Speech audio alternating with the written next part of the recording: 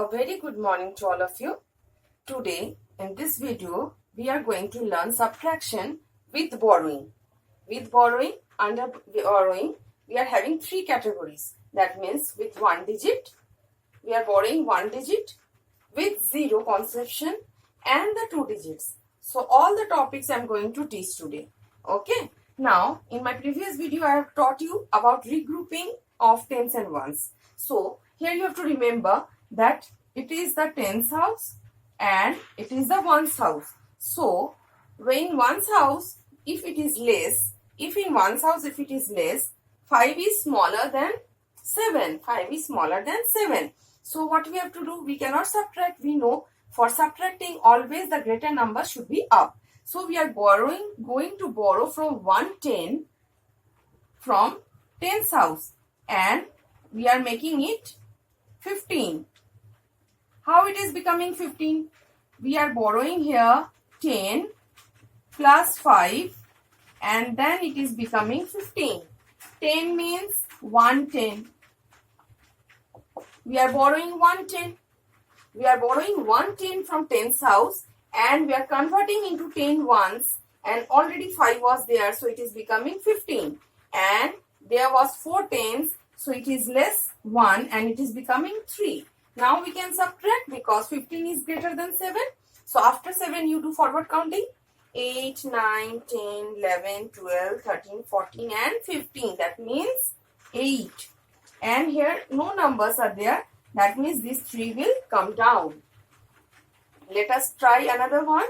See, in the ones column 6 is there and 8 is greater than 6. So we have to before subtraction we have to borrow from tens house. So we cannot directly add. So we have to convert it. So we have to take 110 from tens house and 10 plus 6 it is becoming 16 and it is becoming 5. So 16 after 8 you do forward counting. 9, 10, 11, 12, 13, 14, 15 and 16. That means 8. So we are going to write here 8 and there no numbers are there. That means this 5 will come down. Now let us see this number with 0. See, 0 means nothing. That means in one's house nothing is there. So we are going to borrow 110 from tens house. And 110 means, we know that 110 means 10 ones. So we are going to write here 10. And 1 less than 7 it is 6 tens. Now after 2 just do forward counting up to 10. 3, 4, 5, 6, 7, 8, 9 and 10. That means 8. And no number is there, that means 6 will come down. Now in the third question there we can see 50 minus 5. So 0 means nothing. So we have to borrow 110 from tens house and it is becoming 10 and 1 less than 5 is 4 tens. So 10 minus 5 is 5 and there is no number, so 4 is coming down. That number, that question 64 minus 19. Now 4 is smaller than 9, so we have to borrow 110 from the tens house. So 10 and already 4 is in one's house, so 10 plus 4, 14. 14 minus 9 is 5. And 1 less than 6 in tens house, that is 5. And below you can see the number 1. So that means you have to subtract 1 from 5 and it is becoming 4. Here 81 minus 9. So 1 is smaller than 9.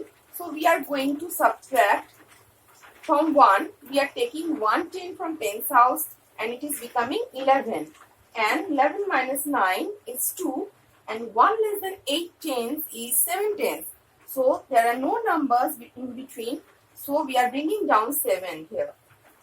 Next question 75 minus 6. 5 is smaller than 6. So again we will borrow 110 from tens house.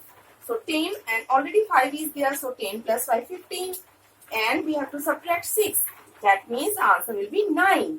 And 1 less than 7 is 6 and no number is here. So 6 will come down. There 40 minus 14. 0 means nothing, I told. So we are going to borrow 110 from tens house and it is becoming 10. 10 minus 4 is 6 and 1 less than 4 is 3 tens and below we can see one number, that is 1. So 3 minus 1 is 2. So So the answer will be 26. So this is the process of borrowing. Very easily, first you deduct and make it confirm the bigger number up, and then you start subtracting. Okay children, thank you.